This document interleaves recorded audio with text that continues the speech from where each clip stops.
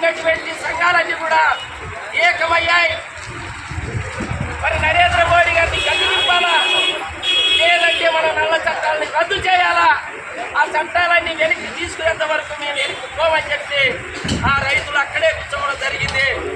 మరి ఆ నల్ల చట్టాలని రద్దు చేసే దాంట్లోనా మరి ఆ రోజు 360 రోజులు ఇచ్చిన మాట, ఆ రోజు ఆయన మాట ఇచ్చి మాట తప్పాడు. మాట తప్పి మడవ తిప్పని అన్నాడు ఆ రోజు నరేంద్ర మోడీ గారు. ఈ రోజు ఏకంగా అదాని అంబానీ చేతుల్లోకి పెడతా ఉన్నాడు, మన దేశాన్ని తాకట్టు పెడతా ఉన్నాడు. మరి మన అందరినీ రైతులందరినీ కూడా తాకట్టు పెడుతున్నాడు నరేంద్ర మోడీ గారు. మరి సిగ్గు చర్మం ఏమైనా ఉందా రైతుల